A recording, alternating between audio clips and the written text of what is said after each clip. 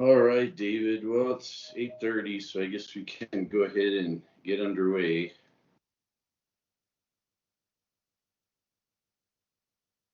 David, you're muted. Good morning, everyone. This is the regular board meeting of the City of El Paso Employees Retirement Trust. Today is Wednesday, June 16th, and the time is 8:30 a.m. Due to the COVID-19 pandemic, this is a video conference attendance and physical location. We'll begin with roll call. Carl Rimkus. Here. Nick Costanzo.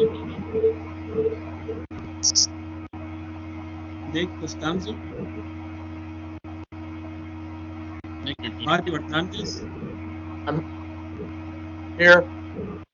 Can you hear me now? Yes, Nick is present. Mario Hernandez. Diana Nunez. Here, I think we need to mute people because we can hear a lot of background noise. There you go. Okay. Much better. Matt Kerr. Here. Representative Isabel Salcido. Present. Representative John Molinar. Present. Jerry Romero. Here. And Isaura Valdez. Isaura Valdez. Okay. And I believe Mario Hernandez is on. Mario? Okay, so we do have a quorum. Notice to the public. All matters listed under the consent agenda will be considered by the Retirement Trust Board to be routine and will be enacted by one motion in the form listed on the agenda. There will be no separate discussion of these items unless members of the Retirement Trust Board or persons in the audience request specific items be removed from the consent agenda to the regular agenda for discussion prior to the time the Retirement Trust Board votes on the motion to adopt the consent agenda.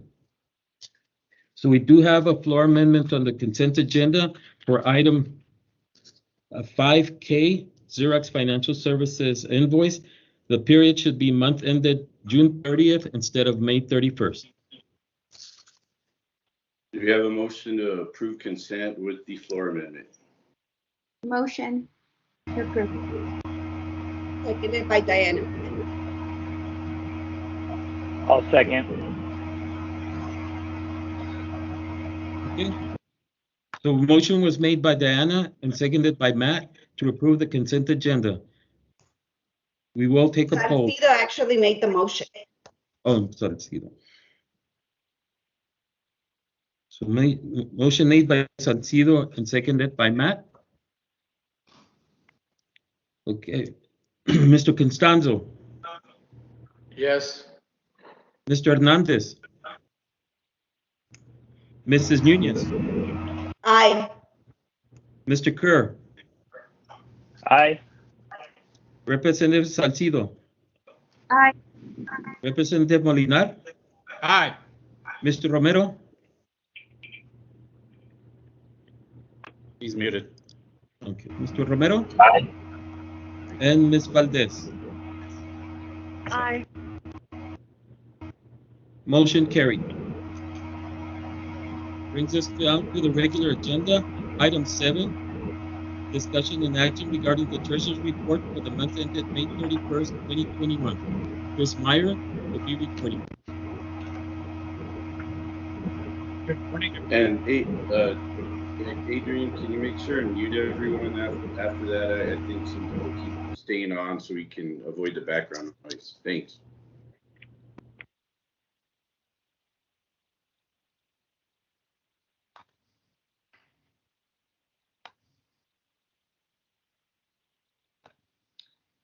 Okay. The statements today are based on preliminary data from BNY Mellon. The final data was not available as of yesterday morning.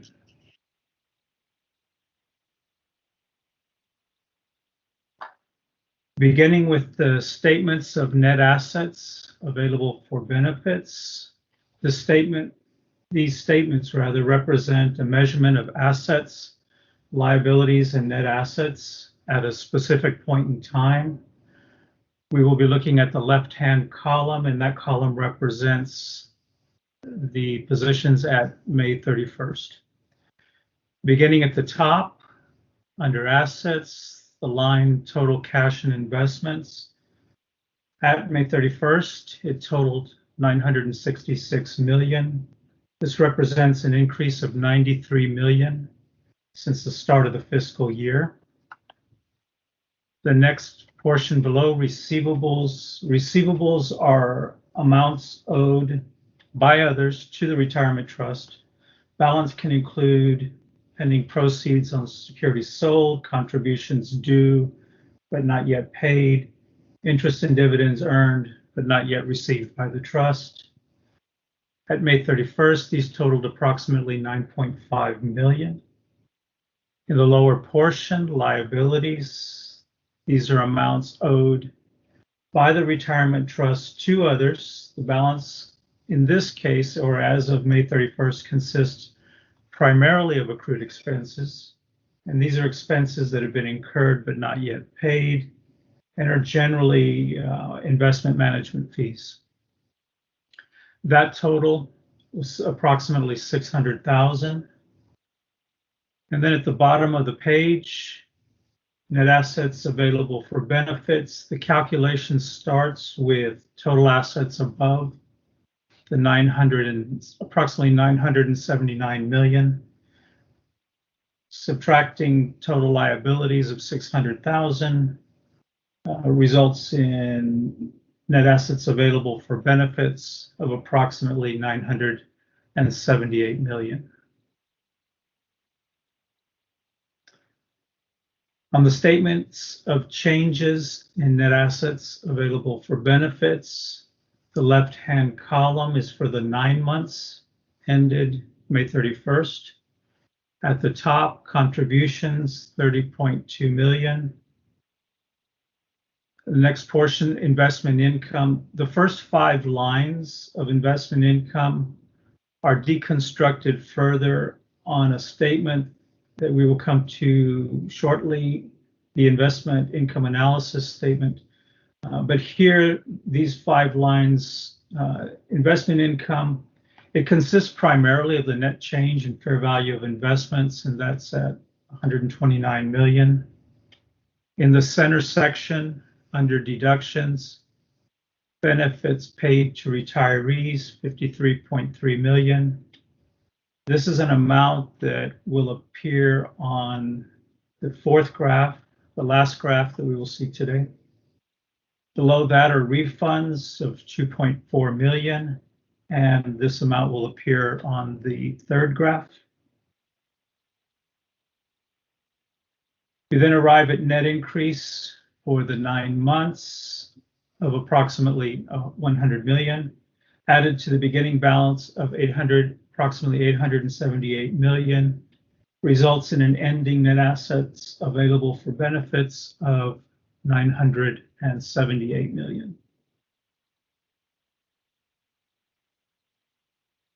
The quarterly statements of changes in net assets available for benefits. These statements break out the previous statement into the 7 most recent quarters. For the quarter ending May 31st, left-hand column, contributions at the top, 10.2 million. A little below that, the net change in fair value of investments, 43 million. Slightly lower center section, deductions, benefits paid to retirees for the quarter, approximately 18 million. And it results in a net increase for the quarter of approximately 34 million. On the investment income analysis page, the first 5 lines I had mentioned of investment income on the statement of changes in net assets available for benefits, those first 5 lines are deconstructed at the top. For the 9 months, the total is approximately 132 million. And again, as apparent here, primarily in net realized gains. The lower portion, the focus on the percentages, the actual for the 9 months, 14.23. This is a calculation that takes net investment income above the 132 million as a numerator and divides it by the average of the net assets available for benefits, that being the denominator. And that average is the average of August 2020 and May 2021. The trust has as its annual target the fiscal year a return of 7.25%.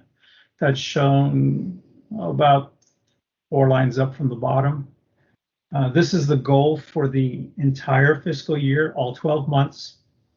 And below that, we have the cumulative target for the current fiscal year. It's 5.44%. And that's simply, this is rather for the 9 months ending May 31st, and it takes, or it's derived by taking the annual 7.25% divided by 12, and then multiplied by the number of months elapsed. And that percentage will appear on the second graph that we look at today. On the first graph, it's a time series expressed graphically, consisting of investment income in dollars. The current fiscal year is on the right. The orange bars represent the cumulative monthly target across time. So that far right orange bar would represent 9/12 of the annual target shown on the investment income analysis statement, or right at about 50 million. The blue bars represent the cumulative actual investment earnings, and this amount also appears on the statements of changes in net assets available for benefits, and it's the sum of those first 5 lines that I mentioned. On the second chart, again, a time series represented graphically, consisting of the earnings, but this time expressed in percentages. Current fiscal year rather, on the right. Orange bars again represent the cumulative monthly target across time. The far right orange bar would represent that 5.44% on the investment income analysis page. The blue bars would represent cumulative actual investment earnings in percentages. Far right representing that 14.23%.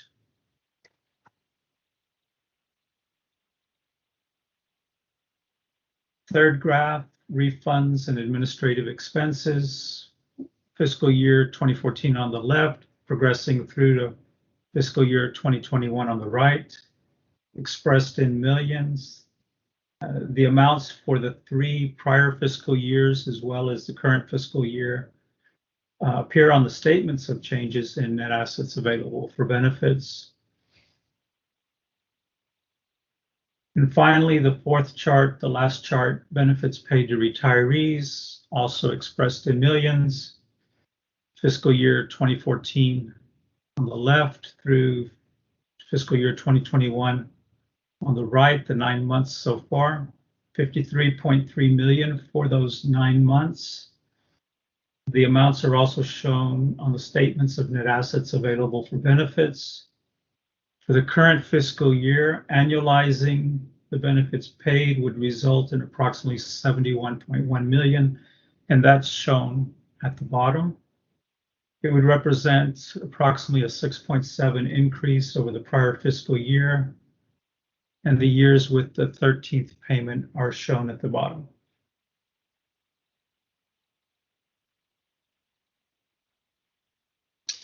Well, thank you, Louis. It's informative as always. I see, Mario, you had your hand raised. Did you have a question?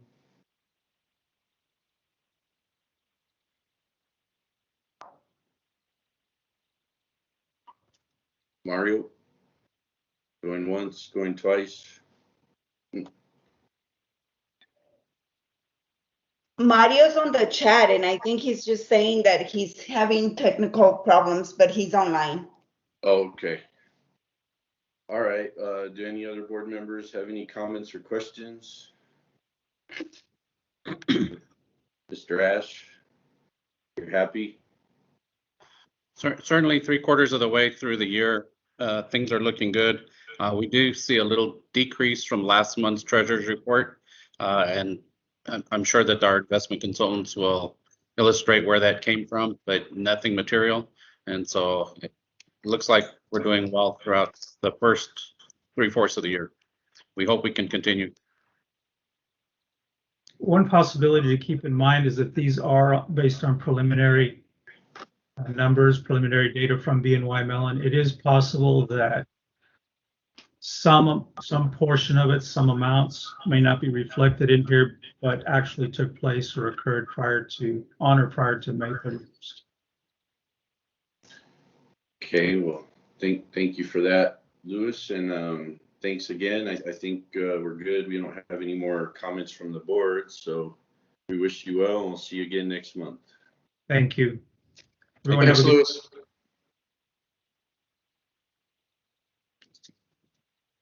Okay, item 8, discussion and action regarding the receipt of an investment manager report from Luzar Asset Management. Frank Spesvato will be reporting.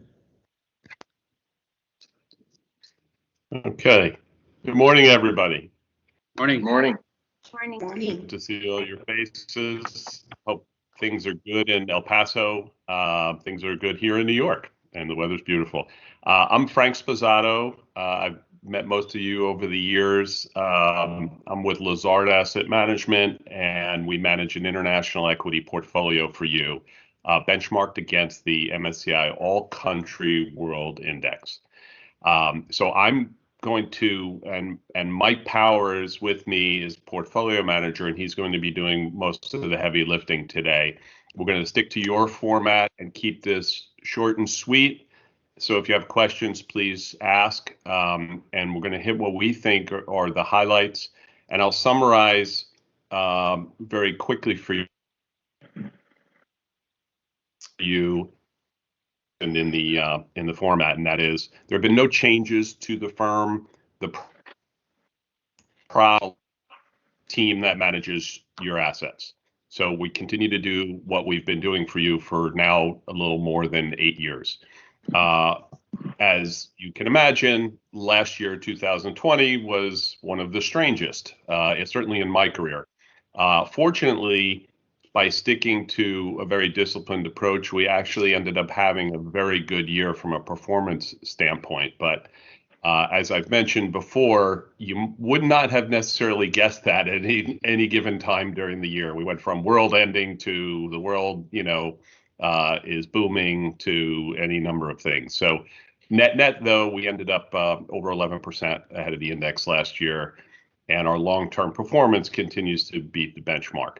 This year is a bit of a different story. We're seeing a shift in the markets. Mike will go into a little more detail on that in terms of market leadership, in terms of kind of the whole reopening issue, vaccination, and we'll talk a little bit about how the portfolio is done this year, but also how it's positioned going forward to take advantage of what we think the economic backdrop looks like. So unless there are any questions on the firm, I would turn it over to Mike to take you through some of the other items. Okay. Good morning, everyone. Can everyone hear me? Yes. Okay, great. So I'll follow the reporting format as Frank just mentioned, and I'll try to wrap this up by the top of the hour to stay within the time frame. So beginning on page 20, and I think Emily Braverman is out there, is going to screen share. Is that, there we go. Thank you. If we could turn to page 20, the performance page.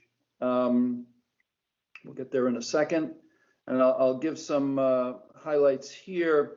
I think beginning in the upper right of the page, since inception about 8 years, we've been, as you can see, compounding at 8.8%, about 179 basis points the good side of the index net of all costs as requested, net performance.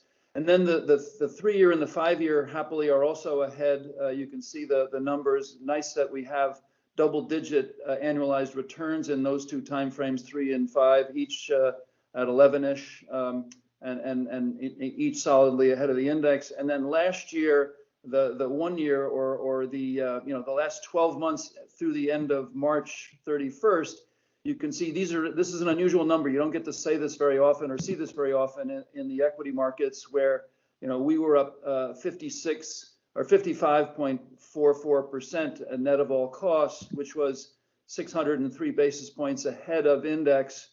And then obviously that's if you could only do that every year, but that's obviously not realistic. And then as Frank mentioned, the first quarter this year, we're a bit behind with a positive return, where we're ahead. We're up 83 basis points or 65 basis points, let's just say, net of fees. And then that's 284 basis points behind the index. I'll give some color on that in a moment. The account value, you can see as of the end of March, is $44.5 million and change. And then just looking quickly across the individual years, you can see in the middle of the page on the right side, the 2013, which was about 3/4 of a year. That was the start year. We started in April. And, again, in 7 of the 8 calendar periods, we've outperformed. So good batting average. The 1 year, 2016, is actually quite analogous to what's happening in the first quarter of this year, where, in our view, lower quality stocks are leading the market for a brief time. I'll get into more detail on that in a minute. So that's the performance. Generally, I would make the comment that over the last year total, last 12 months, we did a good job through the pandemic in the down leg of both the economic downturn, even short depression, the market, fall of about 35% from high to low in about 6 weeks in the early part of 2020.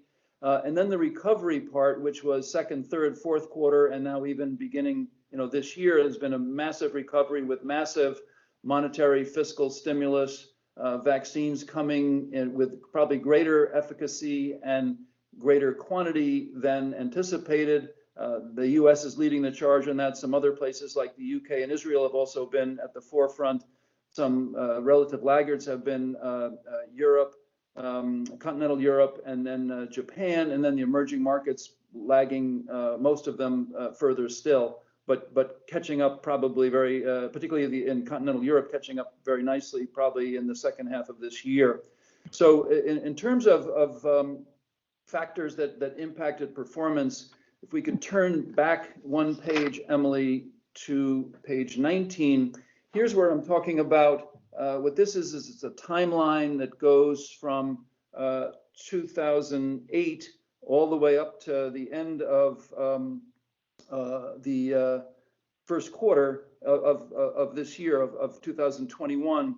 And the zero horizontal line, you see a series of 6-month observations. That's those bars that either rise or fall relative to the zero horizontal line. And when the lines are falling in the down direction, that means values outperforming. And then when they rise above the zero line, it's growth outperforming. And to the right of the dotted line there, you see that there's 2 big down moves. They've been highlighted in red. That was in 2016. Remember, I talked about how we underperformed in 2016. That was the 1 year of the 8 calendar periods that we underperformed.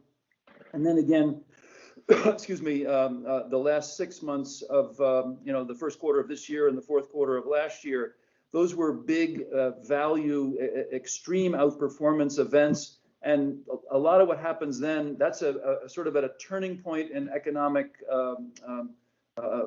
activity, turning from weak or even very negative economy just recently to something much stronger. And for a time, you can get lower quality businesses, maybe more in the eye of a storm, or more highly indebted, more marginally profitable. they can have a period where they've had the biggest increment of positive change, and they do better as stocks for a time. That doesn't last, because generally these are lower quality businesses, but for a time that can happen. And that happened, in our view, in the second half of 2016, which hurt our year that year. And then it happened again, most notably in the first quarter of this year, and a little bit in the fourth quarter of last year. So I think that was certainly a factor that hurt us. And then in terms of turning forward now, if we could, Emily, to the holdings by sector, which is page 25. Here again, I'll just quickly point out that again, through the portfolio over the last year and a quarter, what did we do? We got out of the way of sort of eye of the storm, more highly indebted businesses. We sold a British bank. We sold a couple of we sold the spirits company, obviously, restaurants, bars shut down. We sold another bank that was highly exposed to oil services lending. We sold Airbus, the airplane maker. Obviously, people weren't flying.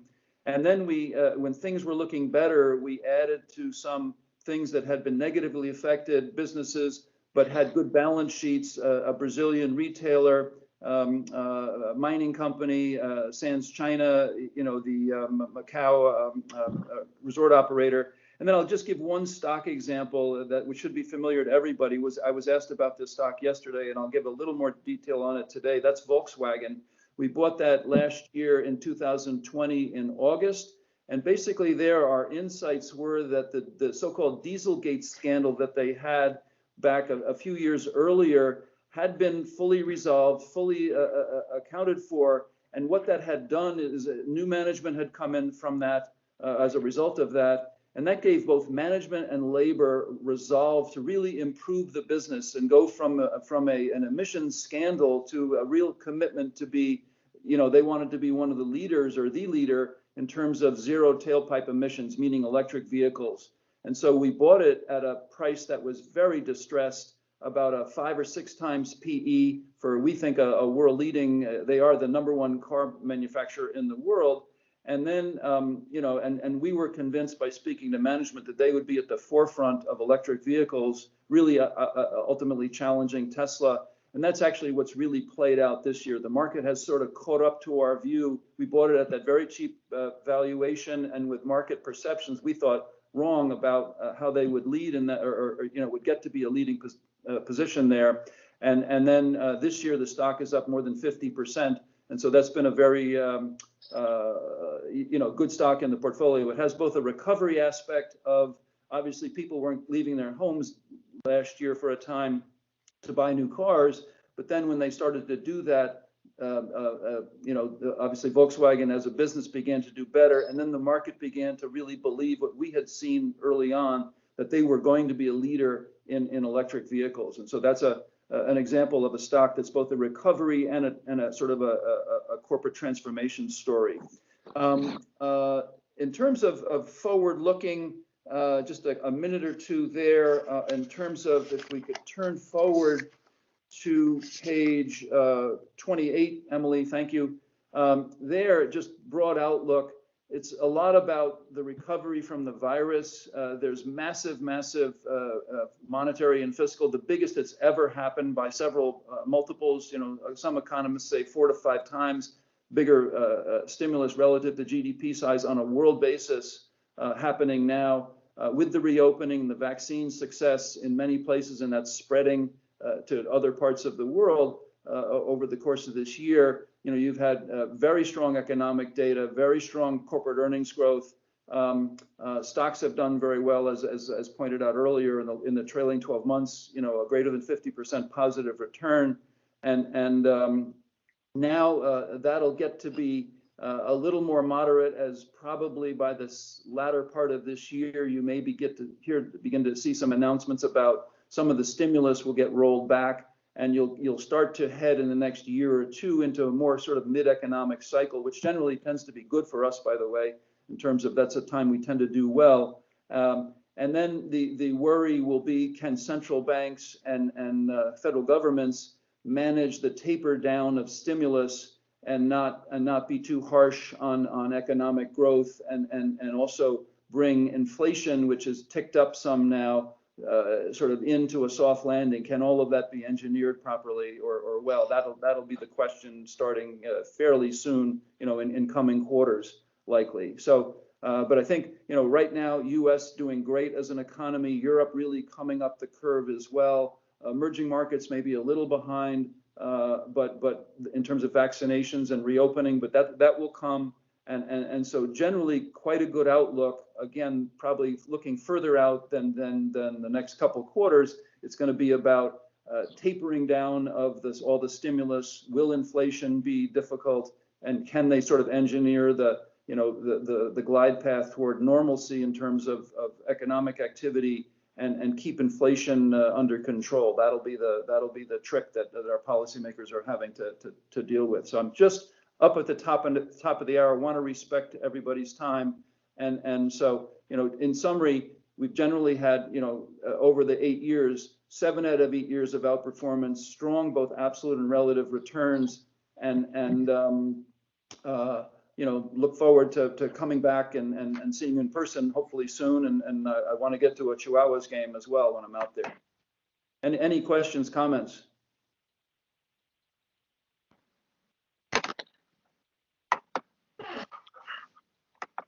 Yes. Oh, this is Nick. Yeah, I want to thank you again for presenting to the investment committee yesterday. As always, very detailed, great performance, and we're glad you're a partner with City of El Paso Pension Board. Thank you. Thank you. Well, thank you for your support and patience over the years. Sometimes it's tough, but we found that staying the course is better than chasing trends. And I think that the good news is, as Mike said, the portfolio is not built to depend on anything external, right? So we're not looking for an extreme value market or an extreme growth market or rising interest rates or falling interest rates. We're buying good quality companies that hold up well in various environments. And I think that's absolutely the right place to be right now. Thank you. Okay, any other comments? Okay, Mike and Frank, thank you for your presentation. Thank you. Thank you, Thank everybody. you. Hope to see you soon. Have a good summer. Thanks, you too. Okay. Item 9, discussion and action authorizing the transfer of certain investments from Melland Investments Corporation to Newton Investment Management North American, LLC. Robert Ash, Executive Director. Before you today, board members, is a consent that has been requested by BNY Melland. BNY Melland, for our newer board members, manages our index funds. It's a wholly owned subsidiary of the Bank of New York Mellon. And we've been with Melland Capital, which is the investment arm for index funds, for quite a while. Part of what Melland Capital managed in the past was a product called Deuce, or the Dynamic U.S. Equity Strategy. And that strategy involves some discretion as to the weightings of stocks, of cash, of bonds, and it changes over time. And BNY Mellon has come back to us and said, internally, they are moving the management of that one particular investment called Deuce, or the Dynamic U.S. Equity Strategy, away from Melland Capital and into another wholly owned subsidiary that they use for investment management purposes where they have discretion, called Newton Investment Management North America. And so at this point, the item before you is to allow them to move the administration away from Melland Capital or Mellon Investments to this Newton Investment Management North America. The investment committee reviewed this yesterday and recommended approval. And so that's the motion, or the item before you today. Thank you. If there are no questions, Nick, did you have a motion? Yes. I move to approve of the revised. I'm sorry, I got the wrong item. I move to approve the transfer of certain assets from Melland Investments to Newton Investment Management North America, LLC, as recommended by the investment committee, and authorize the chairman or executive director to sign related documents. Seconded Okay, by we have a Diane. motion. Do we have? Okay, Diana, you second? Okay, motion made by David, would you Nick. like to? Yes, sir. Motion made by Nick and seconded by Diana. All in favor? Aye. Aye. Aye. Aye. Any opposed? Motion carries. Thank you. Thank you. Item 10. Discussion and action regarding the report from Callan LLC, Paul Erlison, Alex Browning reporting. Good morning, everyone. Morning. Good morning. I take it, Morning. Alex, you're turning the pages for us today. We have two reports we're going to touch on. One is a flash report, which is a preliminary, non-audited estimate of returns and assets as of the end of May. And then I'm going to touch on 4 pages from the larger report that was deferred from the last meeting, that is the first quarter performance report. But before we do these things, are there any questions from members of the board?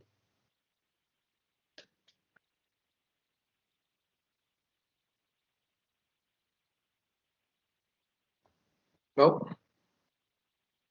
Well then, we recognize that you've got a busy agenda, so we'll move through this relatively quickly. Can we go to the next page in the flash report?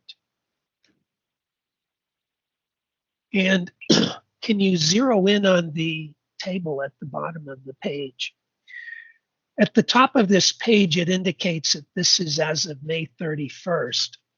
And the 2 pie charts that appear at the top of the page show graphically what is contained in this table. But what I would like to point out in the table, if we could go back to that, please, is we show the asset classes on the left-hand side that you are currently using. There are other asset classes that are available, but we have conducted an asset liability study for you about 2 years ago. And it was determined at that time that based on your liabilities, that the asset classes listed here are the ones that make the most sense. You'll note that towards the bottom on the left, it indicates MLPs, Master Limited Partnerships. You had them in your portfolio for a couple of years, and it turned out that they really didn't deliver the total returns that were being sought. And after an extensive evaluation by the investment committee, they made a recommendation to the board, which was accepted, to eliminate that asset class from the program. You'll note that there's still a small amount of money left in that account, and that is kind of a trailer issue that is yet to be resolved, but that eventually will go to 0, and then we will remove MLPs from this table. When you look at this table, and this is kind of the speed reading version, you'll note that there is a column second from the right, percent difference. And this is the single most important column on this page. You have developed a target, which is in the middle column, but the difference is how close to that target are you? Because when we look at total fund results, the different weightings versus your target can explain quite a bit of the variance versus what you're trying to achieve. You'll note that domestic equity is 4.6% over target. And as we'll see in a moment, this is after a fairly large amount of money was moved out of the asset class. There are 2 reasons why domestic and international equity are overweight. Number one, the returns have been spectacular within this asset classes compared to the others. And so merely because they're growing at a faster rate, they become larger allocations. Secondly, you'll note that the third line down is private equity. Private equity is an asset class that you cannot simply call up the manager and say, we're sending you money. communication goes the other way. The manager will call up and say, we're calling capital, please deliver to this account by X date. They haven't made any capital calls for the last many months. And as a result, they've been making distributions, and as a percent, they are about 3% under target. In the meantime, we allocate that underweight, that 3%, into the next most similar asset class, which is equities. And so not only have public equities been rising, but you're holding assets waiting for the call from your general partner to fund that. And so the variations in the percent difference are totally explainable. And as we'll see on the next page, please, we're going to look at fund flows. And when you look at that top line in the middle, you'll see that the net new investment between the end of April and the end of May, your staff transferred over $16 million out of domestic equity, yet it still is overweight. And that's because of the returns that we'll see in just a moment.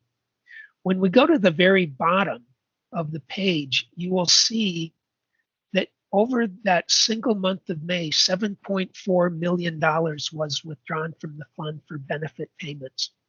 When we look at these numbers over an entire year, there is more money flowing out of the fund to pay benefits than there is coming in contributions.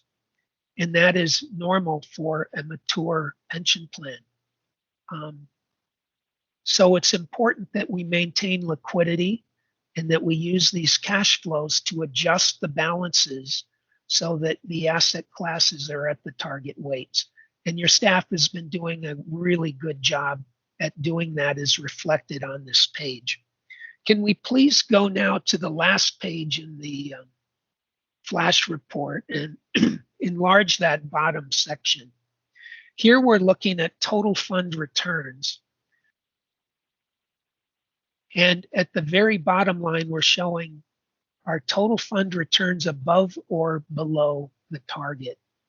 For the month of May, you will note that you have trailed your benchmark by 56 basis points, plus 42 versus benchmark plus 98. Why is that?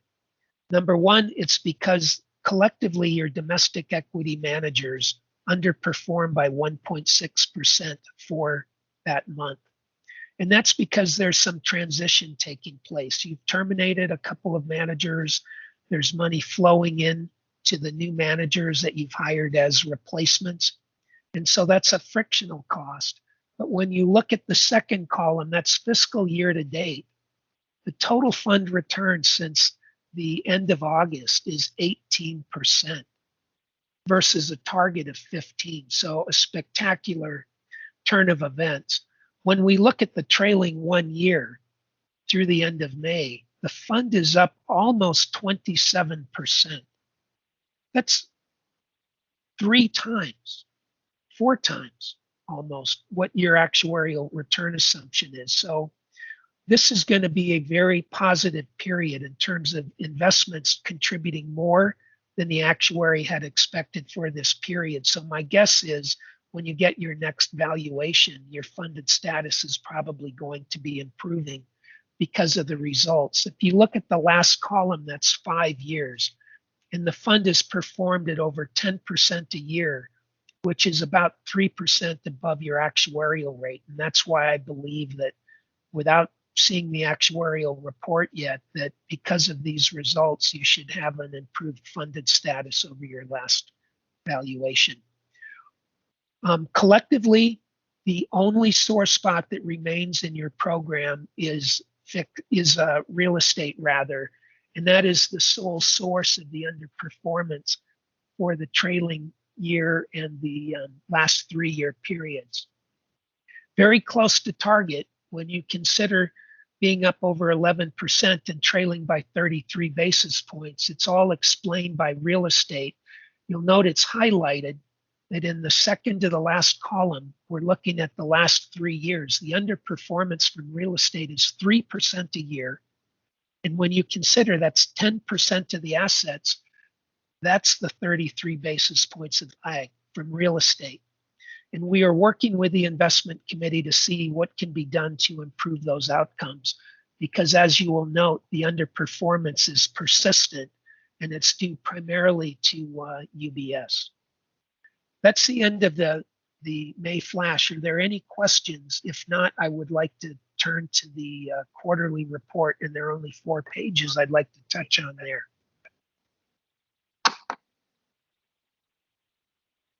Any suggestions?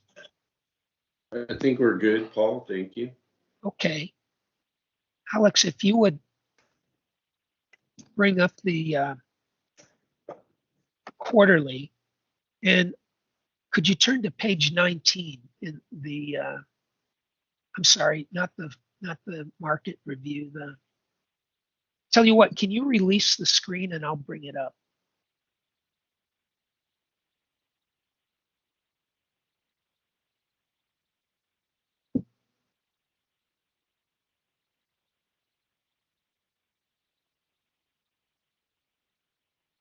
Can you see a pie chart?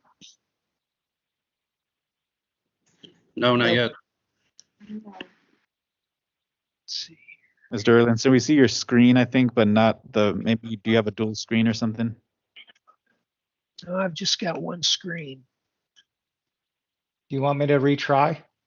Yeah, I guess. Okay, hang on. Does anybody have a quill pen that I might use? Okay, which document the page? quarterly performance report, not the market overview. Ooh, I don't have that up, but if you can tell me what you're looking for, because I'm not connected to the network. It's not in there. Okay. Well, what can you? Let me use? try this one more time. Paul, I think Adrian can pull it up for you. You want you're looking for the Q1 summary, correct? Not the summary. Oh, those are the only 2 documents we have as backup. So I'm not sure which one you were looking for. Well, let me do it this way. I'll verbally tell you what I was going to say.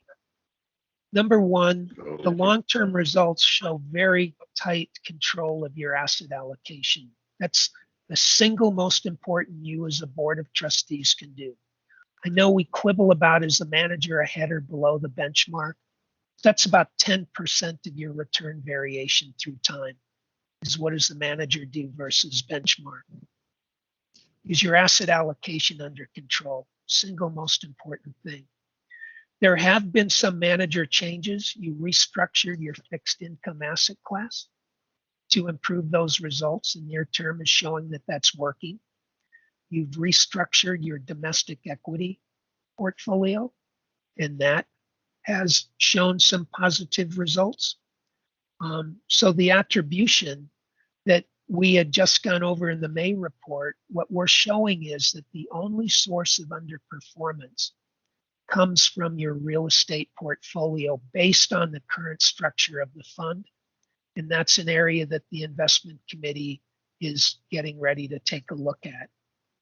And then finally, on a risk return basis, your fund is significantly higher in equity as an asset class. You have a higher than average weighting in domestic equities. You're in the top 10% of all public funds in terms of international equity. And you are in the top single digits because of your 13% weight to private equity versus other public pension funds. So when we look at the last 10 years, equities have been booming, and you've benefited from that because your longer term rankings versus all public funds is in the top quartile. That's due to asset allocation. It's also reflected in the fact that the variation in returns, the standard deviation is greater because you have greater exposure to risky assets. So as long as risk is rewarded, you will benefit, and you have. As we pointed out, just over the last 5 years, you're 300 basis points ahead of your actuarial return assumption. So the takeaway is tight control over asset allocation, an aggressive asset allocation because of your weighting in equity, lower weights in fixed income. You're in the bottom quartile when it comes to fixed income weights, which has benefited you over the last several years. And you're also about average when it comes to real estate. So great results. Slight modifications have been made in the program to minimize the variability based on your aggressive asset allocation. So we applaud you for what you're doing, and we'll rehearse what we're going to show you better at the next meeting. Are there any questions, or Alex, Mr. Ford, any comments to add?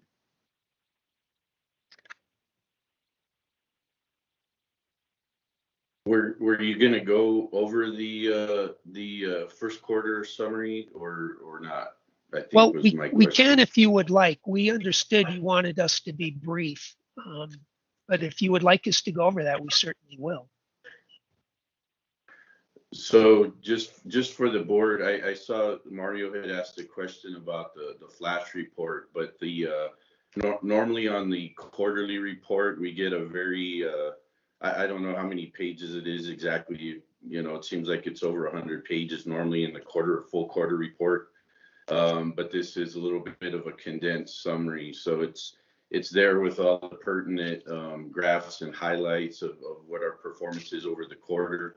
So it's really up to the board as to whether you'd like a separate presentation on that or not. Normally we do, but it's if anyone would like Callan to go over it, we certainly can. But otherwise, I guess we can just read the backup on our own and bring up any questions we might have later.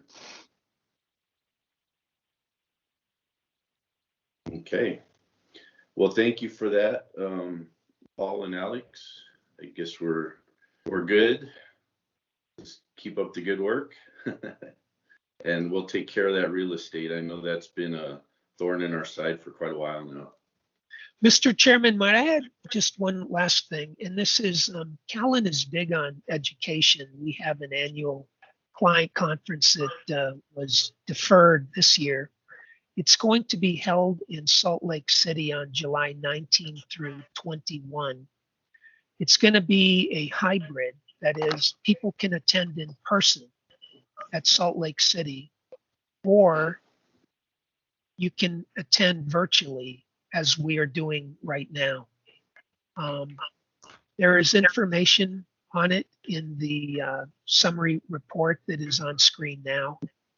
And we would encourage you to consider attending this event and appreciate the support the board and the investment committee and staff have given Callan to help you make better decisions about the money that will be paid out to the beneficiaries of the trust. We take that duty seriously, and we want to continue to be helpful to you to achieve beneficial outcomes, both for the city, but especially for the plan participants. Yes, thank you for that update. Robert, can you give us just a quick review on if anyone would like to attend that, either virtually or in person, what our policies are regarding the fees and the travel reimbursements? Yes, Mr. Chairman, my pleasure.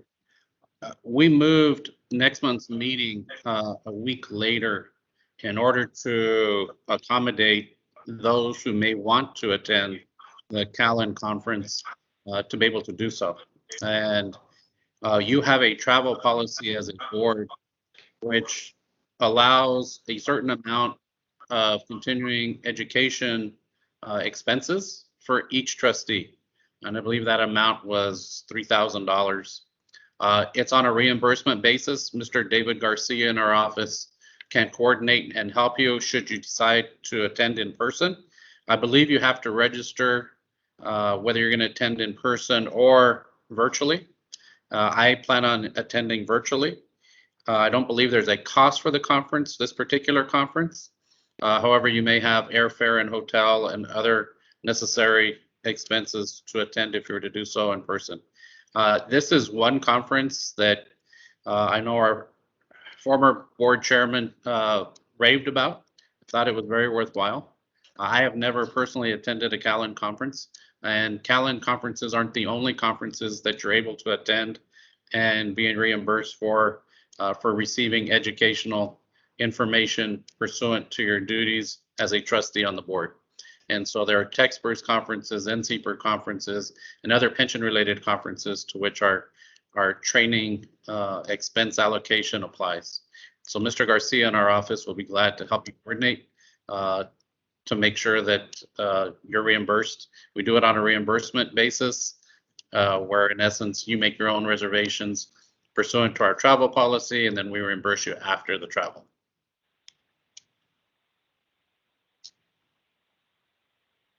You're on mute, Carl.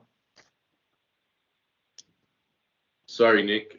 Thanks, Robert, for that summary. And Nick, go ahead. I see you have your hand raised. Yes, I was visiting family in California last year, so I shot up to San Francisco for the conference. It was an excellent conference.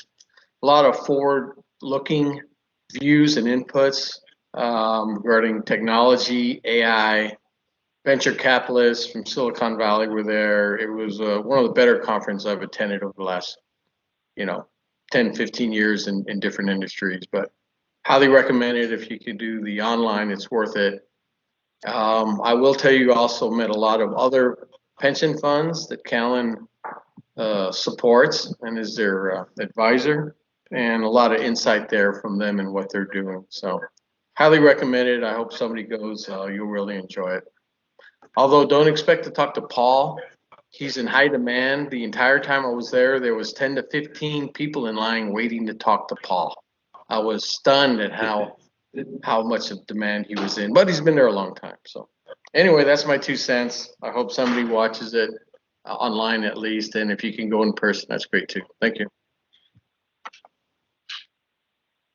Thanks, Nick. Yes, Paul is the man, the myth, and the legend. So we're glad to have worked with him all these years. A living dinosaur.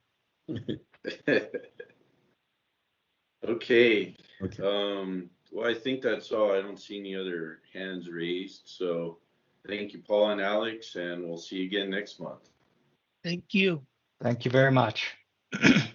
Thank you. Item 11, discussion and action regarding the Trust International Equity Manager structure.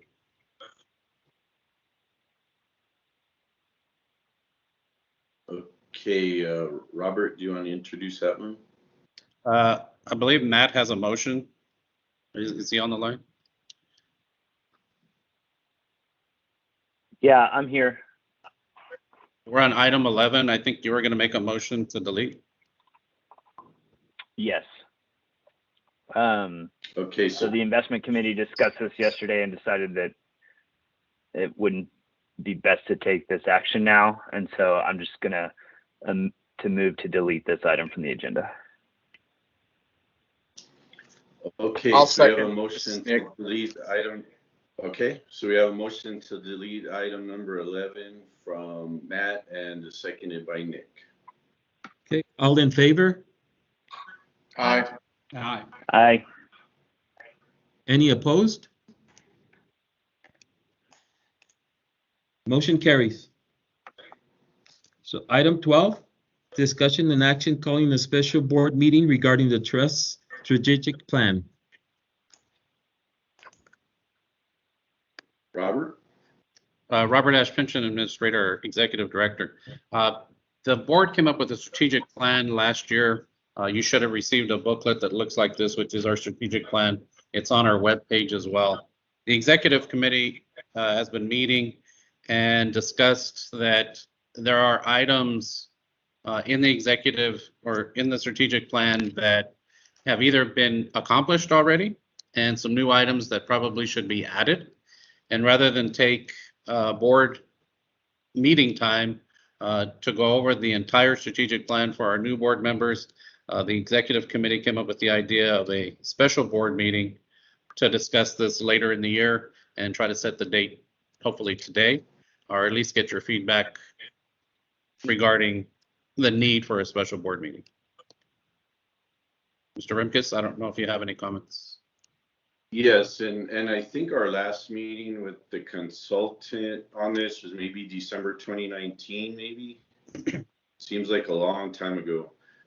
And as our board composition continually changes, this might be a good precedent to set that once a year we do have a special board meeting just to review the strategic plan.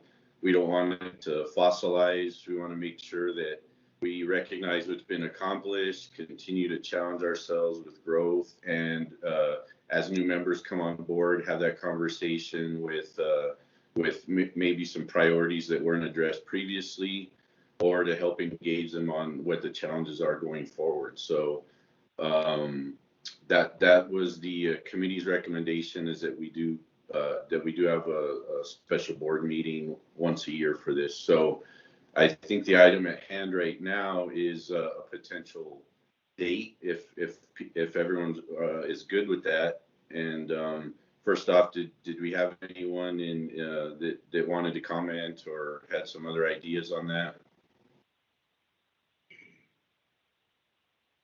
Okay, so I think it's probably just a matter of choosing some dates.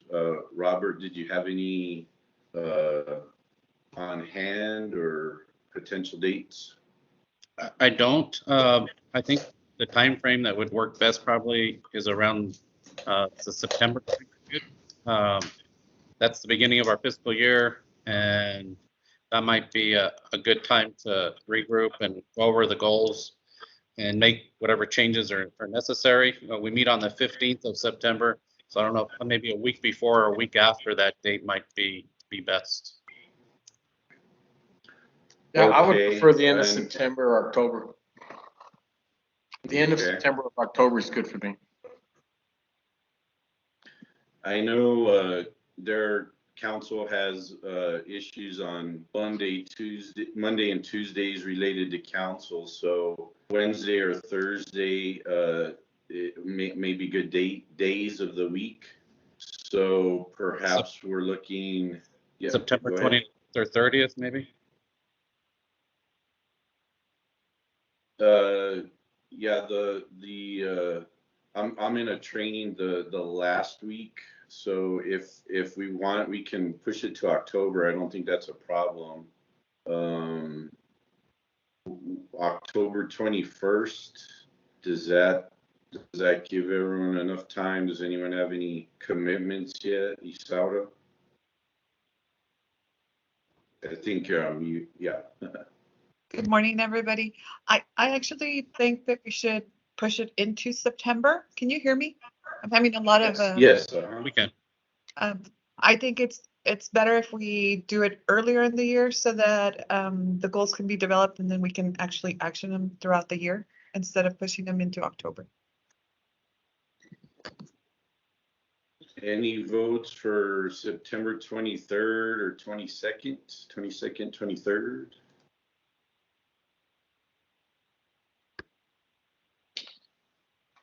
I'm okay with the 22nd. 22nd, okay. Anyone else have any problems with, is everyone else good with the 22nd? I am. Mario says he's good with Oh, the 22nd. 22nd is good. Good with me. okay, so I guess do we have a motion to schedule a special board meeting for September 22nd to review and continue to develop the strategic plan? Hey, Carl, this is Representative Molina. I have a question. Yes. Approximately how long is this meeting going to be? 4 hours, 3 hours? Yes, that's a good question. I think half a day is fine, the 4-hour period. We could aim for 9 to 1, and the last time we met, we actually had a lunch provided. So if that's good unless anyone's opposed to that, I think we could plan for a 9 to 1 with the lunch provided. Robert, is that doable? Yes, sir. Okay, and we can do it there at our administrative offices, either in our conference room, or if we need to modify the boardroom, we can do it there as well. I'm looking at the chat and Mario is making a motion to accept the September 22nd date for the special meeting. And I'll second. Okay, it's on you, David. Okay, motion made by Mario and seconded by Diana. All in favor? Aye. Aye. Aye. Any opposed? Okay, motion carried. So item 13, discussion and action calling for a date for the election of board officers. Robert Ash, Executive Director. The board has a board officer election policy, and in that policy, it calls for the board to call for an election if there's a vacancy in either the position of the chairperson or the vice chairperson, which occurs during an intervening period. And we have that now. Our chairman was not elected. Our vice chairman's serving in the role of an interim chairperson. And to fulfill these positions for the interim period, your policy says it's up to you, the board, to call for a date for an election. It doesn't say how soon that has to be. That's completely up to you, the way that I read your policy. And so at this point, the only item on the agenda is not to conduct the election, but just call for a date to hold the election. It can be as early as next month. It can be later. It's certainly up to the board's discretion as to when you want to conduct that election. Okay, Diana. I'd like do the you have August any- board meetings fine with me. Yeah, we discussed that in the August, in the Administrative Services Committee meeting. And our recommendation was that we have the election in August so that they start in September with the new fiscal year.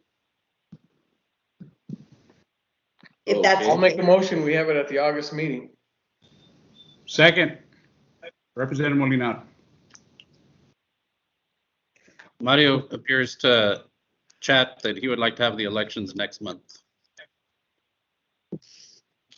But you do So have I a motion. believe we have a motion and a second on the table, so we have to vote on that first, on that motion first. But Mario, I don't know if we can still continue discussions, but we do have a motion and a second on hand for August. So I don't know if you have access to the microphone or if you wanted to add anything to your request, but we'll be voting first on the August date.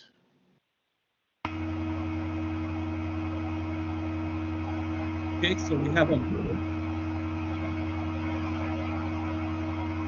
motion made by Nick, seconded by Representative Molinar. All in favor? Aye. Any Aye. opposed? Any opposed? Do we need to call on each person, since I'm gonna assume that no? Okay. Okay, motion carries. Okay, item 14, discussion and action regarding a budget amendment. Robert Ash, Executive Director. As you heard in the Treasurer's report, we are anticipating retirements in excess of $70 million this year. This is not refunds, but these are retirement payments to our beneficiaries. And we budgeted $70 million. We're asking to increase that budget by $2 million with a budget amendment, which increases the overall budget. This is not something that you control as board members. We don't control who walks through our door at any time or what causes them to walk through our door as far as the number of retirees we get in a given year. But we do need something to charge against in order to effectuate the payments for our retirement benefits on a monthly basis. We do that through the city. And so this budget amendment will go through the city and affect the budgeting for those retiree payments. There's no other increases that we're accounting for at this time or requesting changes for that would increase the budget. So again, this is a $2 million increase. I know that the treasurer, who's a comptroller for the fund, or comptroller for the city, kind of estimated about 71.2 million. in total. This will bring the budget up to 72 million, just in case there's a blip. We should be well covered at that point. Again, it's something that's not I'll in your. make a motion. Very good. Second. Let me read it. I move to authorize the recommended budget amendment and authorize the board chairman or executive director to sign related documents. I second, Diana. Okay, so we have a motion made by Nick and seconded by Diana. We do need to poll. Mr. Hernandez? Mrs. Nunez? Aye. Mr. Kerr? Aye. Mr. Hernandez? Representative Salcido? Representative Salcido? You're on mute. Representative Molinar? She said aye. And Mr. Romero?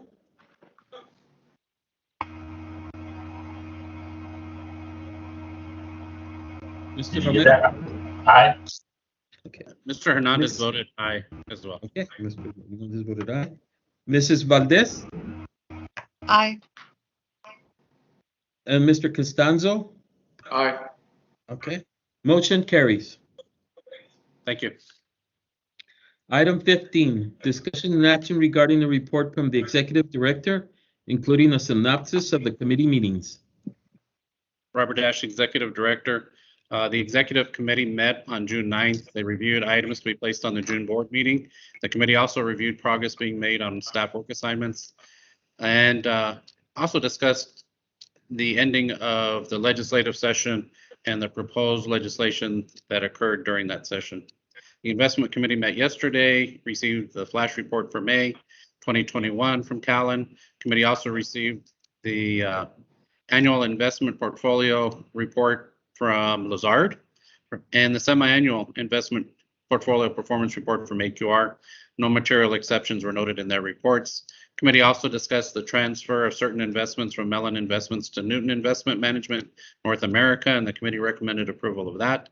The committee also discussed a revised manager structure for international equities, and the committee received information from the consultant, but requested that the consultant perform additional work and bring it back to the committee for consideration in August. Committee also received information from Callan regarding the need for a private equity pacing analysis, and the committee requested that Callan proceed with the pacing analysis. Finally, the committee discussed recommended revisions to the investment manager reporting schedule, and the committee approved the proposed reporting schedule and requested that staff notify the investment managers of the revised reporting schedule. Again, regarding the Callan conference, please reach out to our office. David Garcia in our office will help you with any necessary assistance regarding the Callan conference, should you choose to go to that one. I know that there was recently a Techspers conference. You can attend virtually. I'll be doing that. If you're going to register for a hotel in Salt Lake City, I think the deadline is Friday, and so you'd have to act relatively quickly. Reminder, just the July board meeting is going to be held a week earlier to accommodate that Callan conference, and so the investment committee will meet on July 14th with the board meeting on the 15th. And our office will be closed this Friday in observance of Juneteenth, which is a new city holiday. And so our office will actually be closed on that day. The Texas legislature ended recently, and bills were sent to the governor for signage, those that passed. And there was one bill that piqued our attention. It was House Bill 3898.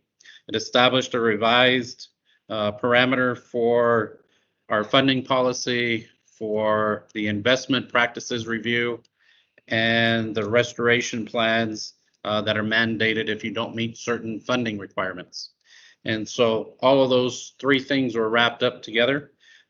We'll keep an eye on that. I don't think there's anything pertinent that we have to worry about at this point, but it was a subject of three different bills that were passed in the prior legislative session. And so, again, we're going to watch and make sure that we comply with those new bills. I don't think there's anything that's on our radar screen that would cause us to change what we're doing at this point. One of the things with the investment practices and policy review that's required is what we were already doing, which was to hire an independent consultant to do that review. We did that, but there were other plans that had their current investment consultant conduct that review. And the legislature made it clear that they wanted an independent source conducting that review. To your credit, you did that with the last investment review.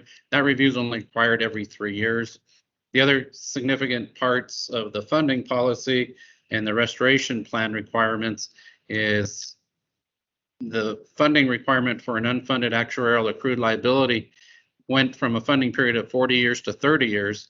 We're significantly less than that right now, but we'll keep an eye on those things, because if we were to have a severe downturn in the market, it is conceivable that we could hit the 30-year period faster than the 40 years that we had as a target before. But this passed through state legislation that, in fact, a 30-year amortization period is what's required, and they prefer a 25-year amortization period. Coincidentally, State Pension Review Board favors a 25-year amortization period. So there was a lot of, I think, State Pension Review Board recommendations that really influenced the legislation that affects public pension plans the most. We continue to look at bills and see what passes out of the Open Meetings and Open Records Act requirements. We know that some passed regarding emergency orders, where the legislature wants to take back that authority from the governor, it seems. But we continue to look for the definitive rules regarding that, and something that maybe the Texas Attorney General's office will produce to give us guidance regarding that information. So with that, I want to thank the committees for meeting, especially the investment committee, in doing the heavy work, and we welcome Diana to that committee. So that's all I have, Mr. Chairman, unless there's questions. Yes, thank you for that update, Robert. Mario is asking on the Juneteenth, do we have to approve as a holiday for employees? That's a good question. No, we follow the city's holiday and our personnel rules, and so I don't believe we need a special motion from the board to approve that. Okay. Nick, did you have a question? No. No? Okay. All right. Well, Okay. I think we've covered everything for today. So thank you for that update, Robert. And David, I think it's on you for the last item. Okay, so item 16 is for notation only, and we do come up to the open comment period. The board would allow speakers from the public to comment on any pension-related issues that is not on the agenda during the open comment period. Is there anyone waiting to speak to the board?